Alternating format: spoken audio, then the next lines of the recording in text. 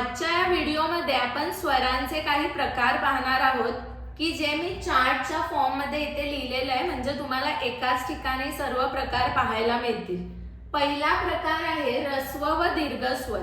ऱ्हस्व स्वर म्हणजे ज्या स्वरांचा उच्चार करण्यासाठी आपल्याला कमी वेळ लागतो त्याला काय म्हणतात, ऱ्हस्व स्वर। आणि ज्या स्वरांचा उच्चार करायला आपल्याला जास्त वेळ लागतो त्याला काय म्हणायचं, दीर्घ स्वर। जसं की पहा, आपण पटकन म्हणतो पण आ म्हणायला वेळ लागतो ना, आ, ई ई, उ उ। मग ज्यांचा उच्चार पटकन केला जातो त्याला काय म्हणायचं, ऱ्हस्व स्वर। जसं की ई उ रू आणि लृ। पण ज्यांचा उच्चार करायला आपल्याला जास्त वेळ लागतो जसं की आ, ई, उ, ए, ऐ, ओ, औ, यांना आपण काय म्हणणार आहे, दीर्घ स्वर, कारण त्यांचा उच्चार करायला जास्त वेळ लागतो। संयुक्त स्वर म्हणजेच काय, जेव्हा दोन स्वर एकत्र येऊन नवीन स्वर तयार होतो त्याला आपण काय म्हणतो, संयुक्त स्वर। जसं की ए कसा बनलेला आहे, अ प्लस ई किंवा अ प्लस ई याने काय बनलेला आहे, ए बनलेला आहे।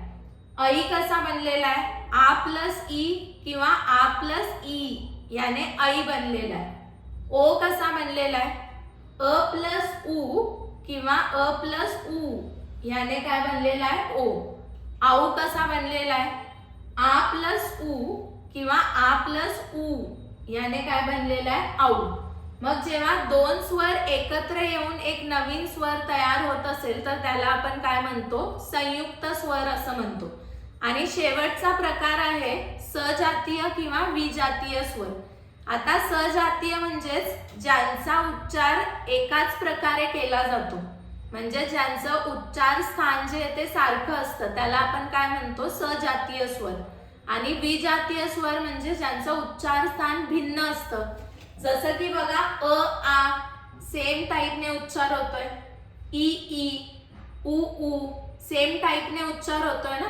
पण इथे पहा, ई वेगळा उच्चार आहे दोघांचा, उ वेगळा उच्चार आहे, ई ए, उ ए, रू दोघांचा उच्चार काय होतोय, भिन्न उच्चार स्थान आहेत दोघांचे। त्याच्यामुळे यांना आपण काय म्हणू, विजातीय स्वर। आणि ज्यांचं उच्चार स्थान सेम आहे त्यांना आपण काय म्हणतो, सजातीय स्वर। तर आय होप हे स्वरांचे प्रकार तुम्हाला खूप छान समजले असतील।